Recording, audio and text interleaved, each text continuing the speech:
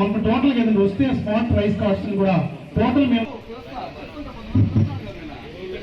నిజంగానే మేము దాదాపు 60% 70% దాకా అన్నీ కూడా జరిగి ఆ డిస్ట్రిబ్యూషన్ కూడా ఏంటంటే అది ఈ టైంలో కూడా కంప్లీట్ అయిపోతుంది కదా. తర్వాత ఈ విధంగా ఏంటంటే మనకి ల్యాండ్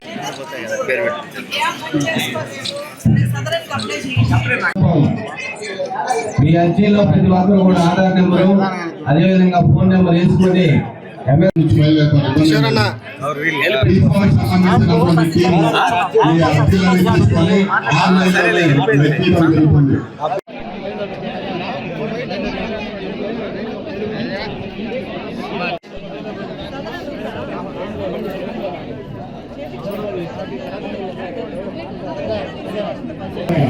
మీ యొక్క ఫోన్ నెంబర్ పొందుపరచాల్సింది కూడా తెలియజేస్తున్నాము.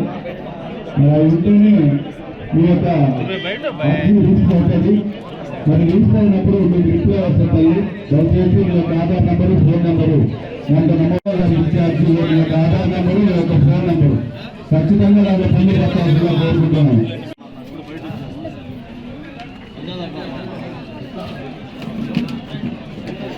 ఎవరైతే గతంలో మనకు ల్యాండ్స్ వల్ల చాలా వరకు అవకతవకలు జరిగి చాలామంది ఇబ్బందులు పడ్డారు. పల్లెలకు వెళ్తే చాలామంది ల్యాండ్ సమస్యలు ఎక్కువగా చెప్తున్నారు.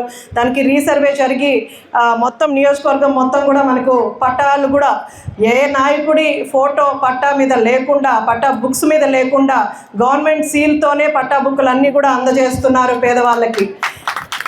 అలాగే మనకు 22A నుంచి కూడా రెవెన్యూ మినిస్టర్ గారు చెప్పినట్టు కొంతవరకు 22A నుంచి అన్నీ కూడా తొలగిస్తున్నారు. మిగిలిన కూడా రీసర్వే చేసి పేదవాళ్ళకి ఎలాంటి ఇబ్బంది లేకుండా కూడా మన ప్రభుత్వం పనిచేస్తుంది. కొన్ని పల్లెలకు వెళ్ళినప్పుడు చాలామంది పథకాలు రాలేదని చెప్తున్నారు.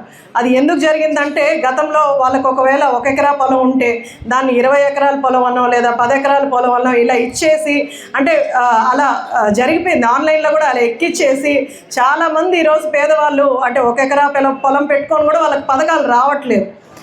ఏది కూడా రాకుండా అంటే తల్లికి వందనం కానీ ఏవి కూడా పథకాలు రాకుండా అంత అవకతవకలు మన రాష్ట్రం అంతా అంటే మనం చూసేది మన నియోజకవర్గం మాత్రమే, కానీ రాష్ట్రం అంతా ఇలాంటి అవకతవకలు ఎన్నో జరుగున్నాయి.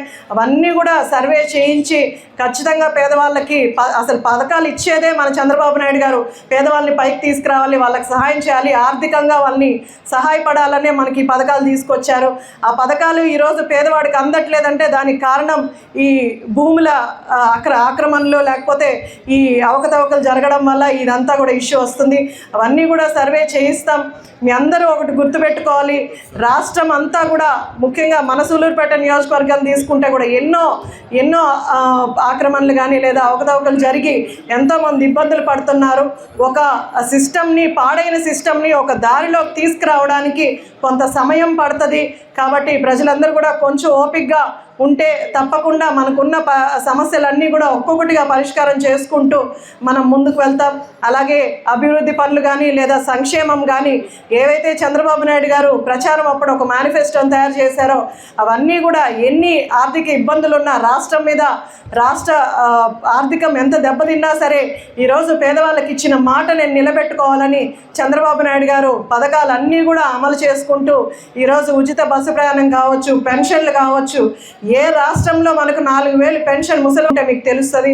మంది ఒకే ఒక్క రాష్ట్రం ఆంధ్ర రాష్ట్రంలోనే 4000 రూపాయలు పెన్షన్లు పేదవాడికి అందుతుందంటే అది మన చంద్రబాబు నాయుడు గారి గొప్పతనం అని సభాముఖంగా తెలియజేస్తున్నాను.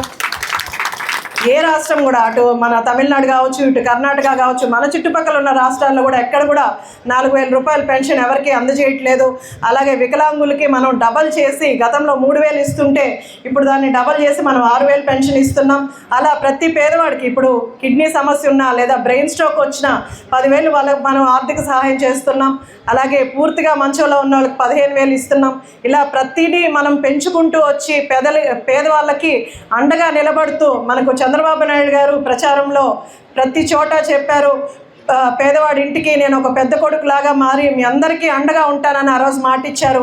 ఆ మాటను నిలబెట్టుకుంటూ ఈరోజు నేను పెన్షన్లు ఇవ్వడానికి వెళ్తుంటే చాలామంది నాతో అన్నారు, ఇలా పెద్ద కొడుకులాగా ఆయన మాకు సహాయం చేస్తున్నారు, మా పిల్లలే మేము పెంచిన పిల్లలు మమ్మల్ని వదిలేశారు, లేకపోతే వాళ్ళ వల్ల మాకు ఈరోజు భోజనం లేకుండా పోతుంది లేదా మందులు కొనుక్కోవడానికి అవకాశం లేదని అలాంటి ఎంతో మందికి ఈరోజు మన చంద్రబాబు నాయుడు గారు పెద్ద కొడుకులా మారి ఇంటికి ఆర్థిక సహాయం చేస్తున్నారంటే ఆయన నిబద్ధత పేదవాళ్ళ మీద ఎంత ఉందో మనందరం కూడా అర్థం చేసుకోవచ్చు.